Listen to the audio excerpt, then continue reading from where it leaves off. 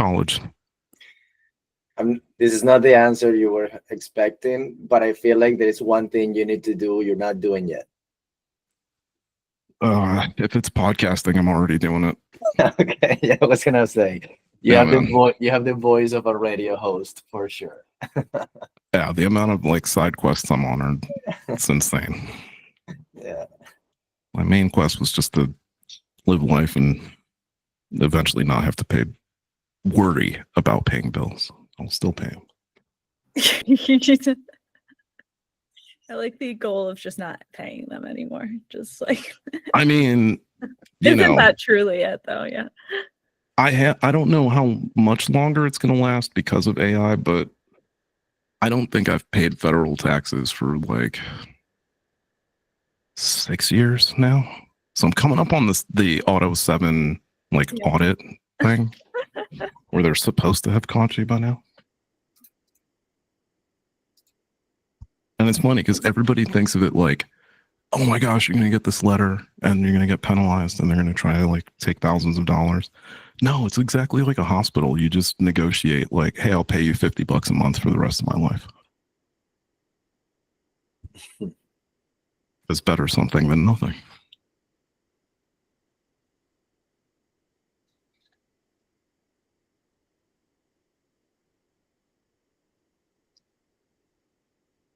How much longer are we going to go before like courts change due to things like, I don't know, multiple LLMs saying like, nah, federal tax system, not so good.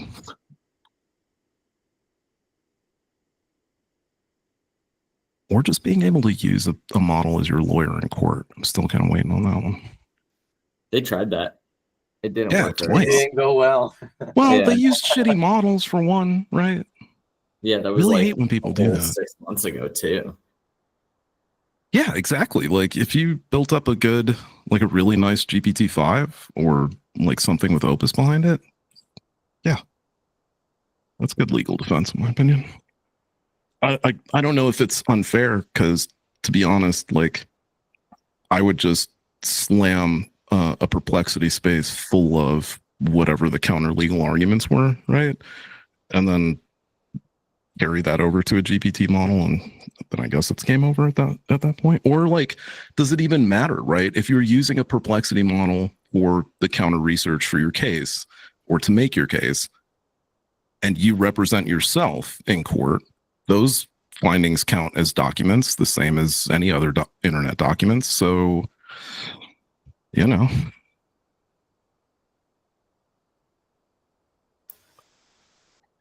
And you can even actually ask the model about all the legal terminology and everything that you would have to say and what the potential rebuttals would be. Yeah, I don't see why legally representing yourself now should actually almost be as powerful or at the same level as like at least a paralegal.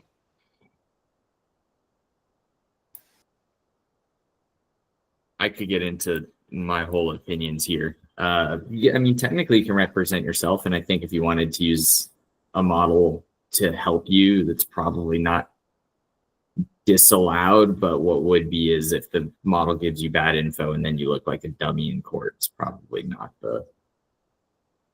I don't know. I guess how far are we? So Nico, let me ask you this. You hop on a call with a client. How far are you from having ChatGPT in your ear and guiding you through a conversation on RevOps live in real time? 6 months ago. I use Harry as a co-pilot all the time. The rest of us are behind the times. I love when I just had a call like this week where I was talking to someone about HubSpot and I was like, yeah, and if you have a question, you can just ask Hub Helper Harry. And they're like, what? And I'm like, yeah. You know. Yeah, that guy. That guy. I wish I would have updated the logo on my t-shirt. No, then I would have. Yeah, but next year. Assuming that's still a relevant thing and necessary at all, which it shouldn't be. By my own hand.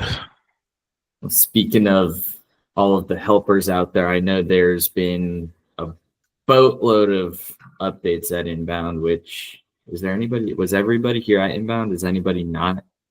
Ricky, Michelle, Izzy out. Has everybody heard all of the updates by now? No, Sadly, I was not there. I started to listen to Casey's video of the 100 things. I set myself a reminder and then I got distracted. But Yeah, I was gonna say, Cameron, I don't know if anyone's heard all 200. I think I'm familiar with like 3 of them, which is why we're here today. The reason overwhelmed. Yeah, it would be great. I haven't joined this call in a while, and I joined it because I'm like, maybe they'll go through a summary of everything that was released. And I was at Yes. Inbound. I was at Inbound, but I'm still lost. So Yeah. Yeah, there was a lot. 200 plus. Come on. Yeah.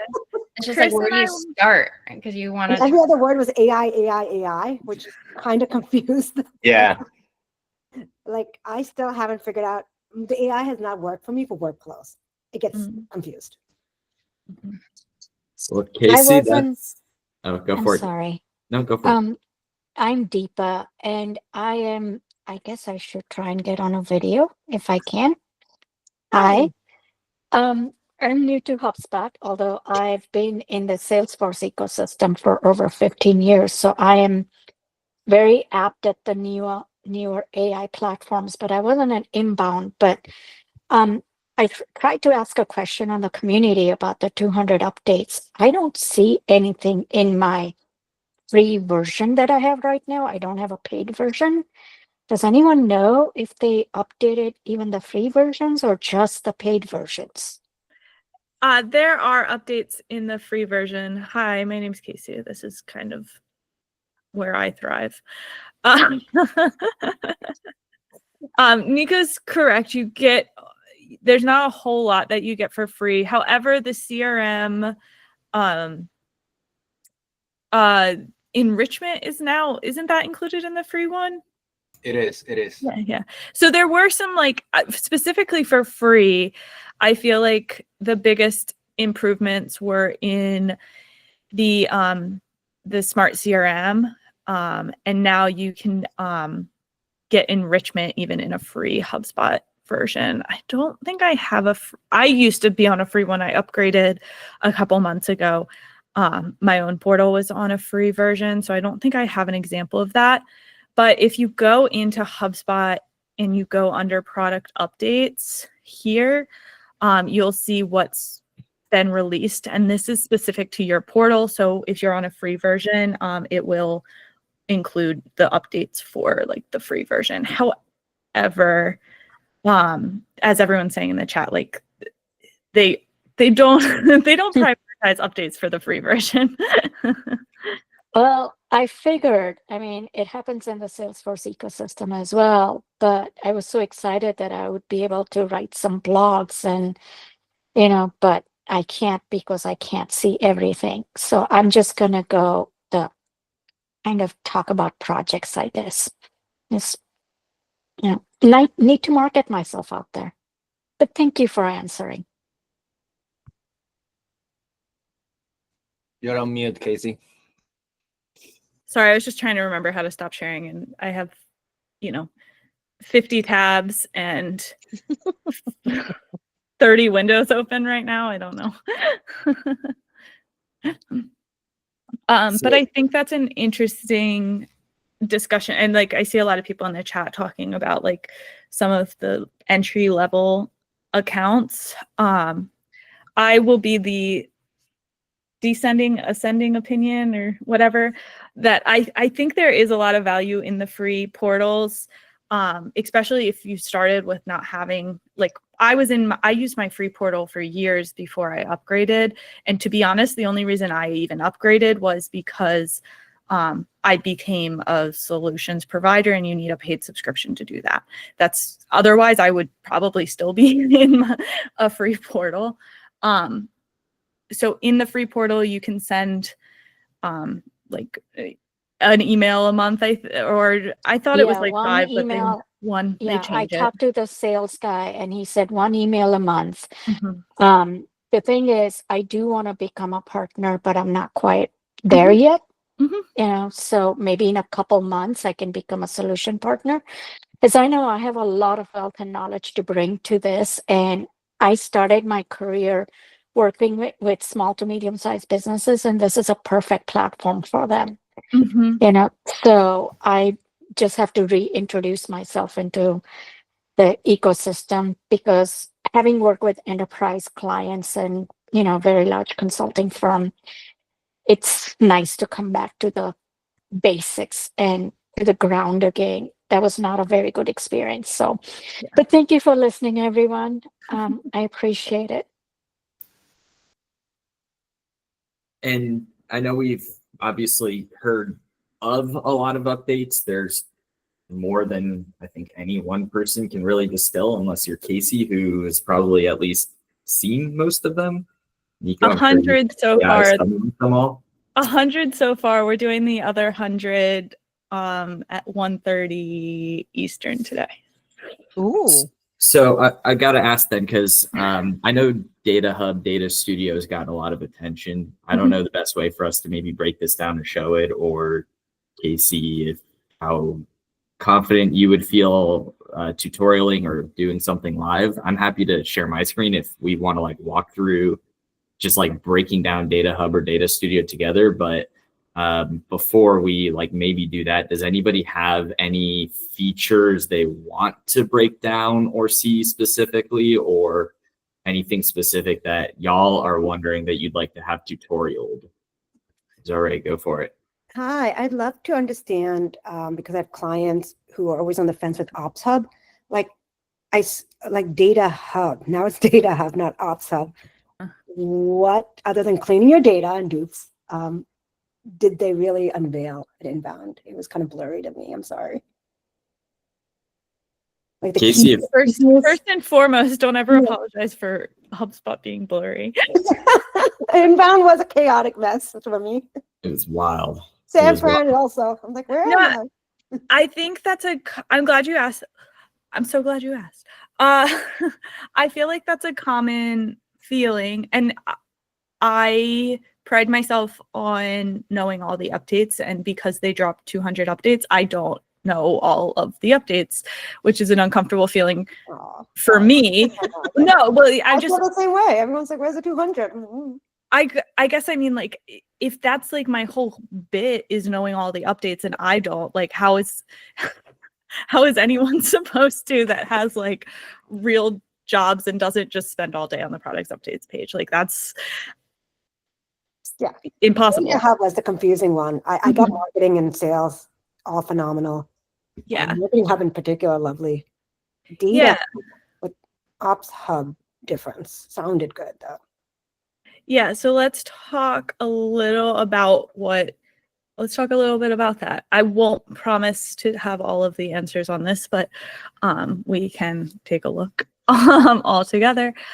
So one of the big updates, and I won't call myself the biggest Ops Hub person either. I definitely like lean into marketing and sales hubs more. So there may be people that are more familiar with what was existing and what exists now than I do. So all of that to say, feel free to jump in. I am just a person. But I think one of the bigger pieces is the new Data Studio, which I keep getting confused about because Google had a Data Studio and now it's Google Looker. But personally, I'm getting confused around just the terminology here. Like Copilot. We'll change it. Yeah. My understanding of Data Studio is that you can put in like your external data sources and manipulate the data.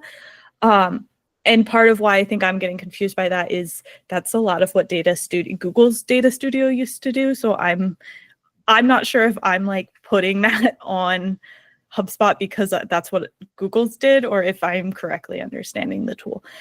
No, you're right. HubSpot wants to make it the central source of truth, meaning you bring all your data into HubSpot. So that is the center of, what is it, single source of truth, right? Yeah. So one thing I'm personally like excited about with this is the manipulation of data. And I have a client that we have a funnel for, but the top of the funnel we count contacts and the bottom of the funnel we count deals. And that hasn't been possible to do inside of HubSpot. Like we have them just as like scorecards, but we want to calculate like the percentage, essentially the percentage of contacts that are turning into deals. And I haven't been able to do that in the past. And my understanding is I will be able to do that with Data Studio once I have, 10 minutes to catch my breath. But that is one of like the ways I can see this being valuable. And that's just with HubSpot data. Yeah, but it's $500. Well, 800, depend, for pro. And that's a month, right? Yeah, and it's like OpsHub is a hard sell sometimes, but I like it.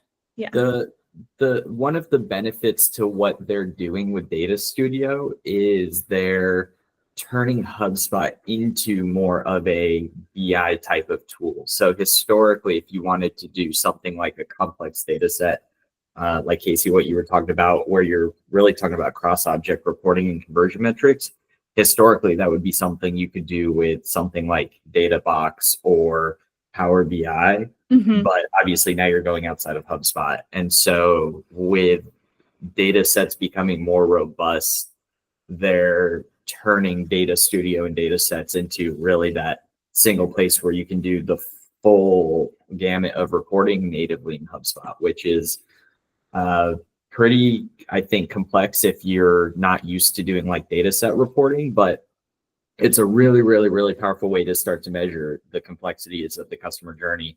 I did a webinar with DataBox on like cross-object reporting because historically you couldn't do it in HubSpot, and it's really cool, I think, now to be able to see that in HubSpot. And that's like just one thing, being able to bring in all of these sources like you see here and then make a more complex data set. Nice, thank you. Deepa, I saw your hand go up. Yes, I did. And here's the reason why. Like I've been going through the Salesforce, AI agent and data cloud training. And it seems like when I looked at the screenshot, the concept is exactly the same.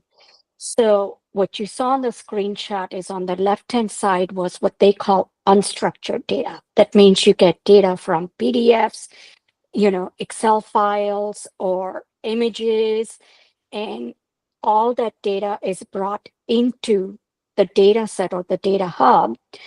And then you can then structure that data to be able to put it in different data sets so you can report against it. I don't know if I'm explaining it right, but like basically on the left-hand side, you have your absolutely unstructured data, because a data table or like, an object does not store any unstructured, data. So if someone had written a PDF article or sent you an email with an attachment, then the left side of the screen will read all of that, get the information that it needs, compare it with the LLMs, and then you can bring that into a data structure so that you can then report against it. That's my full understanding. And then the AI agents use that structured data to be able to answer questions and communicate with customers.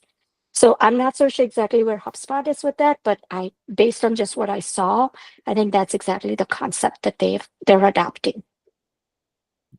I think that's a huge call out because I've heard it explained in a similar way, where imagine taking an email but then being able to have it, or a PDF, and have HubSpot take all of the text in there and then give you data points based on it.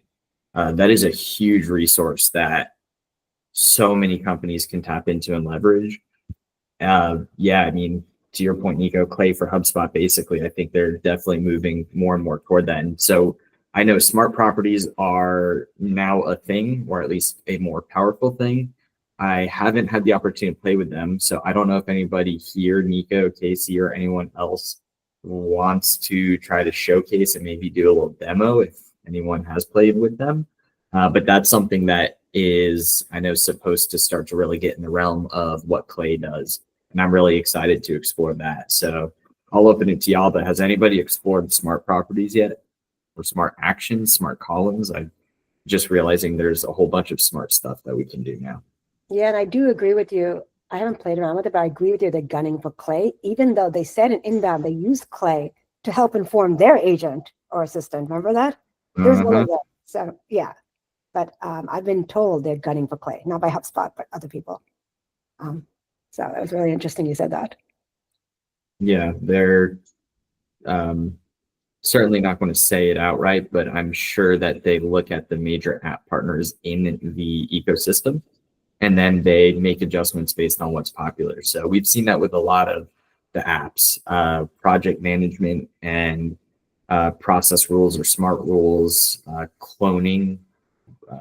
What is it, like cloning accounts? Those are things that supered historically. A lot of people were adopting that app. Obviously, you have BI tools like DataBox and such, and now we have, again, more complex reporting inside of HubSpot. You have Clay, which was fantastic for data enrichment, and now obviously they've brought a level of free enrichment back, plus smart properties and all of that as well. So I think that they're looking at the popular apps in the system and adopting those features into native features.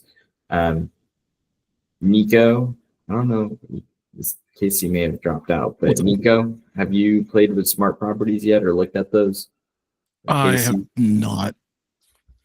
Casey said she had a call she had to take. Aha.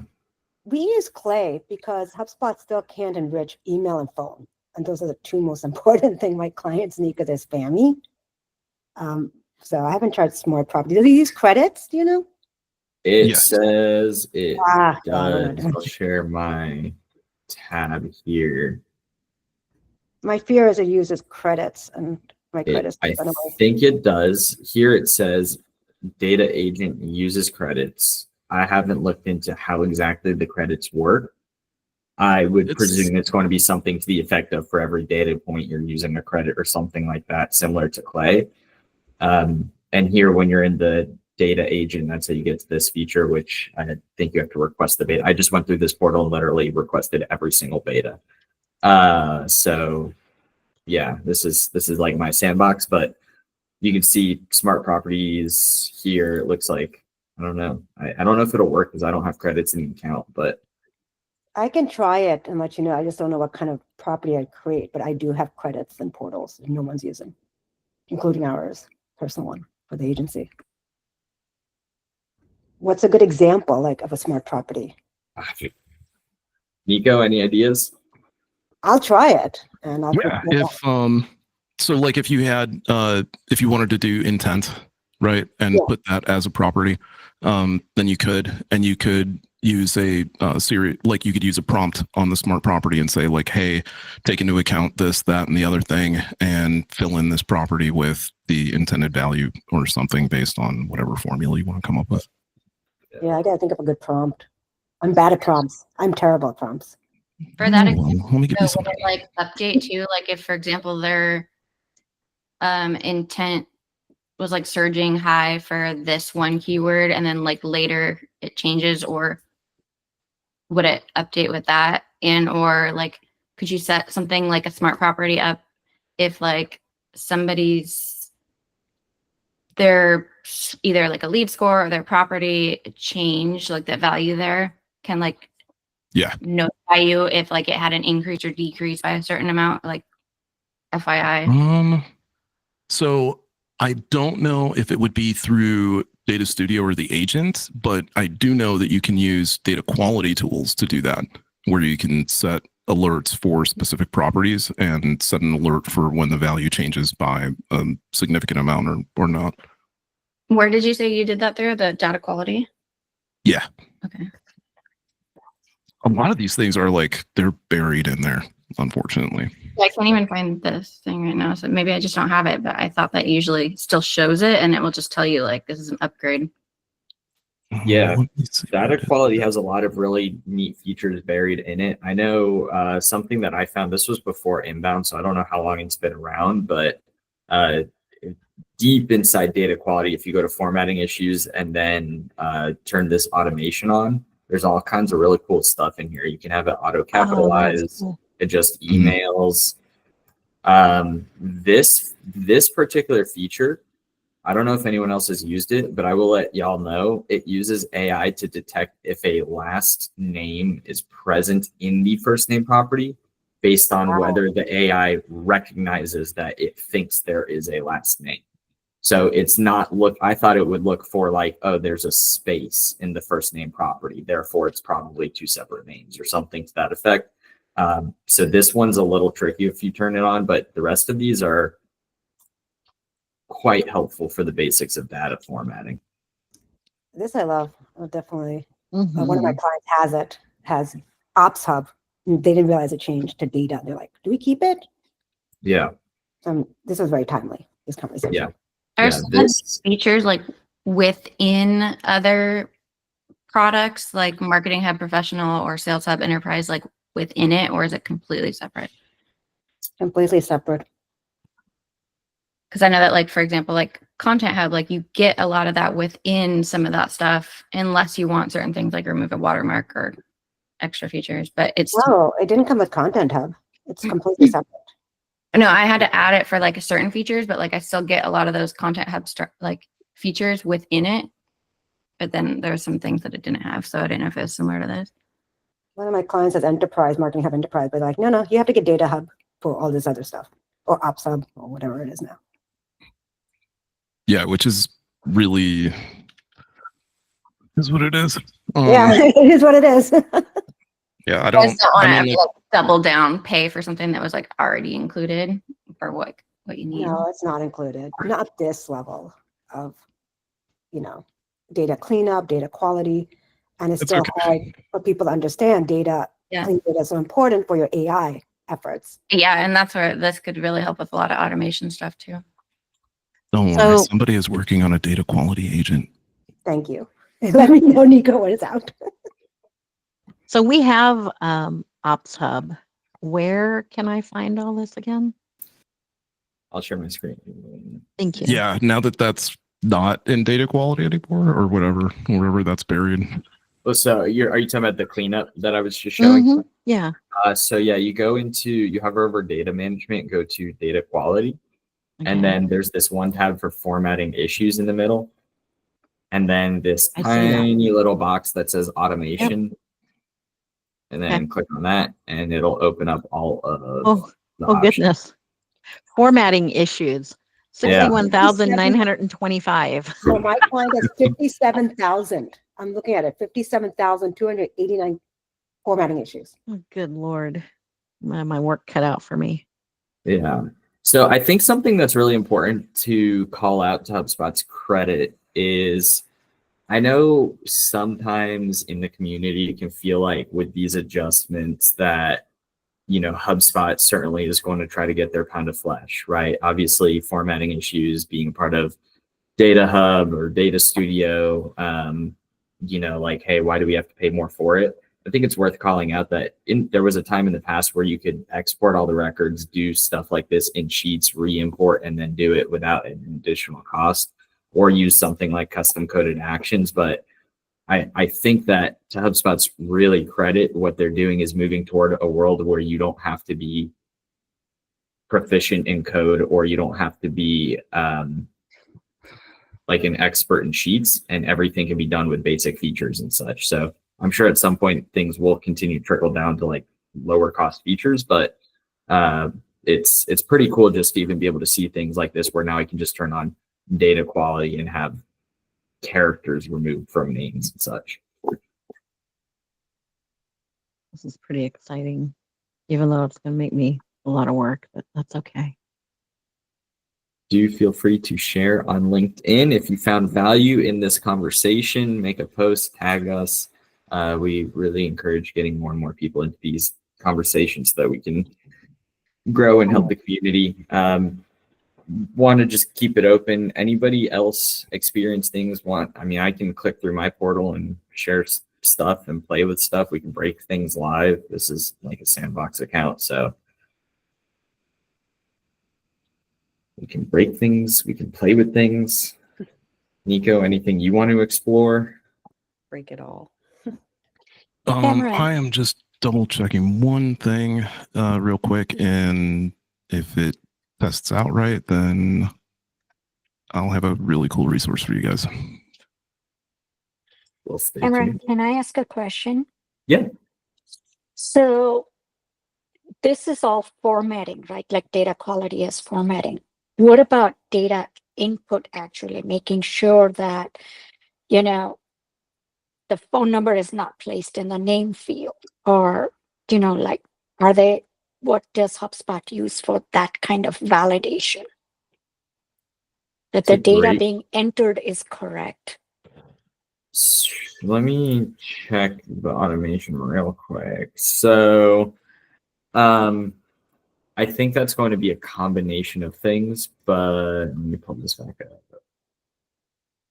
So I think the first step is obviously, like, let's just say there's a phone number in the name column, removing those data points from your account. So this can help with the cleanup part, because you can turn on, for example, spacing and punctuation,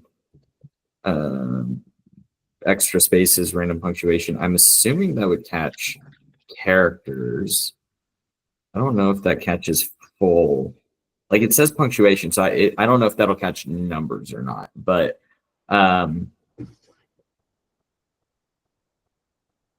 thinking through this out The loud. concept is kind of stopping the user from entering bad data. Yeah. I don't know if HubSpot does that. Does it? Well, I know that one thing that can be done, and I don't know. Actually, let's see if you can do it with like just the name property. But I know you can use property rules to do things like characters cannot be entered in certain things. So if we go to first name and go to rules. Yeah, so this is actually where you could do something like this, where you say, like, don't allow symbols or special characters, allow, oh, this is numbers only, so you can't do no numbers. You could enable that. Yeah, it looks like for names, there isn't a way to remove, like, prevent numbers, because they only have allow numbers only. That's interesting. They should probably have allow letters only too as an option. For phone numbers, that would be easier, right? Because you could do like allow numbers only. For names, it's probably going to be more difficult, because I don't know that there's probably a bona fide way to prevent that, other than maybe with regex. Nico, do you think you could use a regex rule to prevent numbers? Yeah. Yeah, you should be able to. I mean, I know regex works in there. Sorry, I can't speak today. So yeah, has anyone here, have y'all played with like regex rules? It's kind of like using code to do whatever rule sets you want. It's been a really long time since I have. It feels like it falls into that superhero developer territory for me that I'm scared of. Yeah, I'm with you there. So I don't know a whole lot about, again, like code development regex. This might be accurate, it might not be, but like prevent numbers from being entered, I'm guessing this is basically saying don't allow numbers 0 through 9 to be entered. Mhm. So I don't know. I mean, shoot, let's try it. YOLO. Oh yeah, may not contain. So there you go. Oh, look at that. Yep. So there's a way. There is a way. So you'd come into your first name property or whatever property, go to rules. Like here you can see, again, I know really nothing about code and stuff, but the AI actually did a good job at doing what I needed it to do there. Actually did a good job. I'm developing more faith. Soon I might have as much faith as Nico. Strong. Strong word. Thank you, Cameron. Can I give you a more complicated use case? Let's do it. Okay. We can try it. I've been thinking about location. I don't know if you guys, when you're doing online shopping and you type in maybe your zip code and the form is able to fill out the rest of the fields, or validate to say like, oh, you misspelled maybe state wrong or something like that. I'm wondering if anyone has any tools they're using for that, or if there's regex code that can be used to validate location. That's always a big one for our data quality. Working on So go for it, Nika. Working on it. Ever since they got rid of data quality, I actually do have a tool already put together, but I'm just trying to refine it a little bit before I actually release it because it's a little janky right now. But it is what data quality studio used to be, and yeah, we'll probably release that for free soon. Awesome. Nice. I'd love to be on the list. Yeah, don't worry. I'll put it on LinkedIn and Sprocketeer and stuff like that, so you guys should be able to see it. Nice.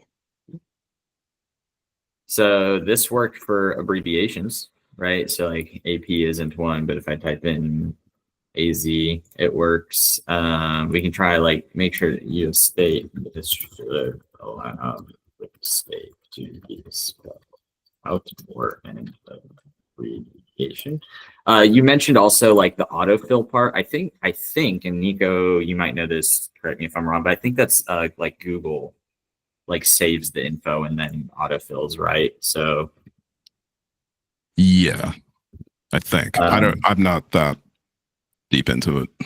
yeah, I've seen it on. I have the same thing where I'm like, oh, is it an autofill or is it you know, something else? But I have seen it where it's on. I don't know if it's Shopify or something, but very often because they want you to get to the cart and pay as soon as possible. So I've seen ones where it's somehow able to fill in the rest of your full address before you know it. And it gives you like 3 options or something like that. Yeah. I know with contact forms, you can have it also autofill, or when I should say meeting forms, meeting links, you can have it autofill known data. I actually haven't played with that for standard forms. It's worth, we can pop that open and take a look to see if the same feature is there. But that way, even if we're not talking about using Google, maybe autofills. To cap off on the regex, you can see here, if I type in Alabama, it works. If I type in, now it's misspelled and it doesn't. If we, it looks like it's case sensitive too.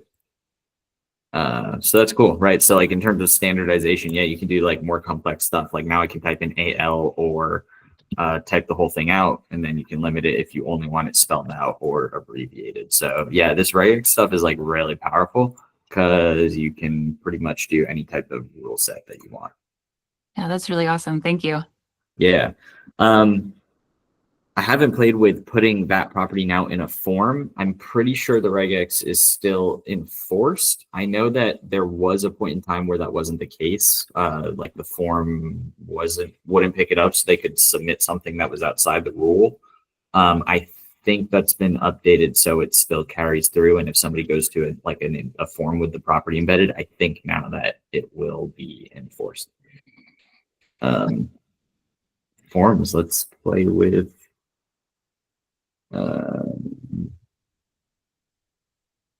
I guess let's see if there's a way to like autofill properties. Casey, Nico, if y'all have anything you want to share or show or cover, I'm happy to. Cameron's like, sorry, Cameron. I'm just kind of going on a rampage. No, you're good. And I left you hanging. The school called, and so at not a great time.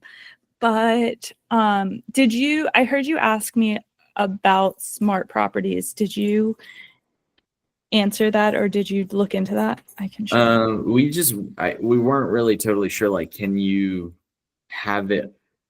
Like, what's a good actual use case, and how can it pre-populate known info?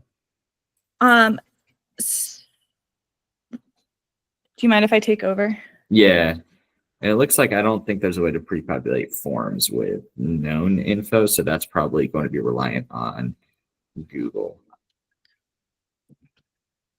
Also, I have to remember where smart properties are because they're not where you think they are. Oh man. They're in data agent under Thank data. you. Yeah. I know that they're not where I want them to be. I have another question too. Doesn't need to be answered right now, but I've been thinking a lot about these credits, right? And like, what is the actual billing model for this, and what does that look like? So if anyone has any info on that, that would be really helpful. Because I think I'm scared personally to test out things like smart properties in my system, because I don't want to run billing up and then have a charge that wasn't approved. So I have some strong opinions on that I will start with before I go over to smart properties. I don't disagree that like the credits right now are a little bit of like no man's land, basically. Obviously, HubSpot has given all accounts some credits. Smart properties, I believe, are like 10 per filling out. So in this HubSpot instance, I have 5,000 credits. So in theory, I could do 500 completions. With that being said, you're not wrong. Like, what is valuable enough to your team that you'd be willing to spend that on? And I think moving forward, that's how we're going to be looking at credits because they're new. I'm on the record as being a cheapo. If you listen to most of my LinkedIn lives, there's at some point someone's complaining because I am not willing to spend money on something. But that's kind of the balance that we're going to be in moving forward. Somebody has their hand up. Sorry. Yeah, I feel the same about credits. Like other day I said like I'm gonna auto enrich all my data, not all data, but like the new data that is entering in the HubSpot. And the next morning or like in a week or so, I just realized I got moved to the next year. Like before I had 3,500 credits and now I am 4,000 plus. Mm-hmm. And now I'm not even using like 4,000. I'm afraid I switched everything off because I don't want to move to now like 5,000 credit like in a week or things like that. Like, like I would say probably they should not move to the next year. They should just stop at 4,000. They should not enrich the data or like anything like smart properties or anything, but they would just auto move to the new tier. Yeah. I thought there was something where like you can turn things off when your credits are out. So that's something It automatically does. Yeah. So you won't go over your credits, but it is going to be a debate moving forward. And especially, so those data and like that smart properties thing, I mean, that's the question is the data you're getting from the smart properties valuable enough to you? And to put a dollar amount on that is often hard. I totally agree that cannot really be hard. I think some of these like agents will be a little bit more practical in the ROI. So things like, let me go to view all agents, like the call recap agent is going to take call transcripts, turn them into notes, turn them into follow-up emails. How much time are you spending on that? That can be a little bit more like quantified. But there will be other and like the social post agent the same way. Sure, it's going to take probably 100 credits using the current agent pricing model every time it runs. I don't know what that means exactly. But you know, how much are you spending on the team creating social posts for you? How much time does it save them? That's going to be the balance there. Yeah. But my hottest take on agents or the credits specifically, is we should all be using the crap out of these betas because they don't use credits right now. If you want to prove whether or not these are going to save you anything, the best way is finding out, and you can do that with the beta. And I know nothing. Again, I am just a person. But with the other agents that they've taken out of beta, people who were in the beta, using it in the beta, got an extended free period. They could not do that with these. I don't know, but with the other agents that have moved out of beta, if you use them during the beta, you still have access to the free version. So there's that. That's awesome to know if that's happening. Yeah. Thank you. I said this to some people and they were like, are you allowed to say that? And I said, I don't work for HubSpot. Nobody. Diets.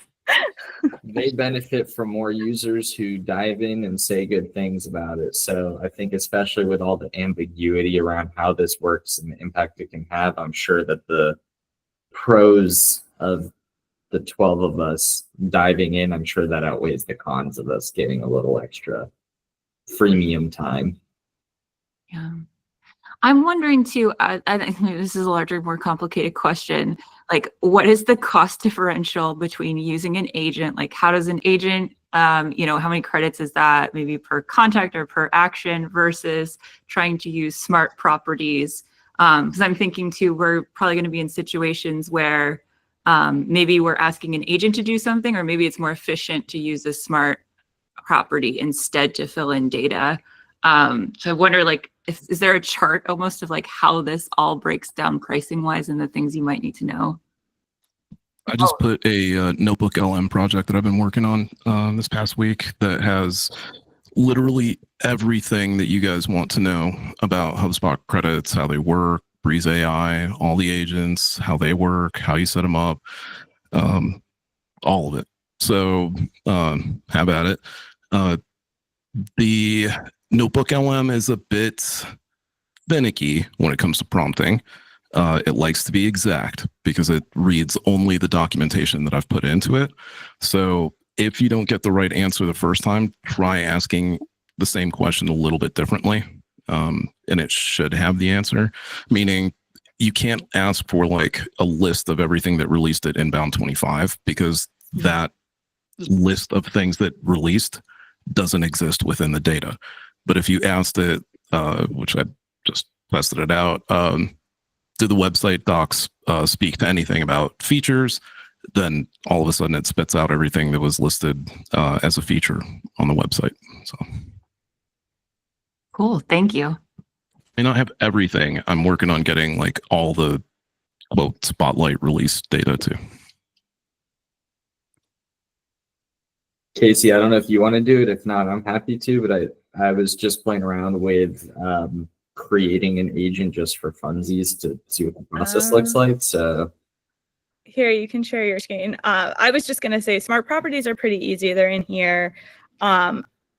And it'll prompt, you can write a prompt. I have used them, I have tested them is maybe a better way, around like standardizing state fields. So one of my biggest pain points inside of HubSpot is that state and country are single line text fields, which means they get messy. And especially for teams that are relying on those properties for sales handoff, as well as lead scoring.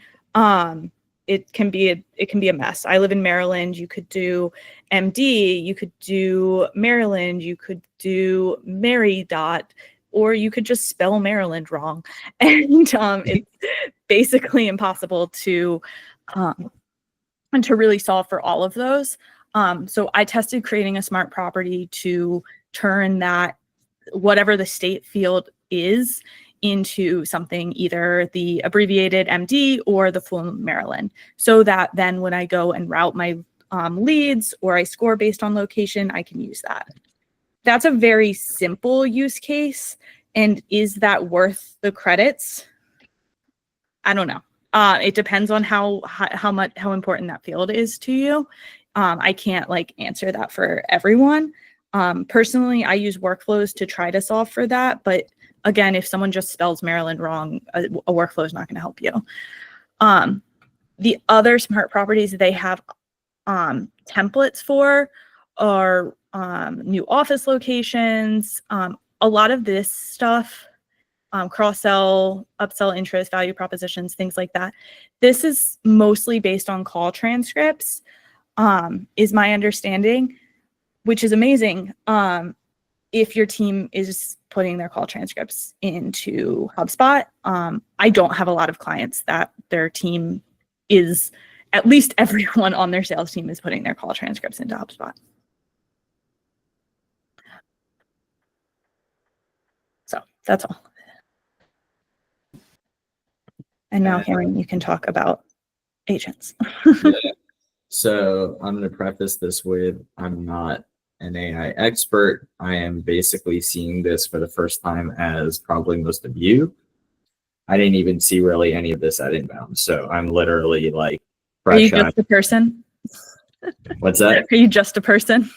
I'm just one person who met so many people in person at Inbound and didn't see all the demos. So if you, like me, are seeing this for the first time, this is we're going to do it together. But yeah, you pop into Breeze, which if you've never clicked this, you're probably like most of us, and you can click Breeze Studio. And this is where I think, as far as I can tell, all of the agent stuff lives. It's interesting because actually, like, they have the agents here, but it's not until you click Browse Marketplace that everything pops up as like betas too.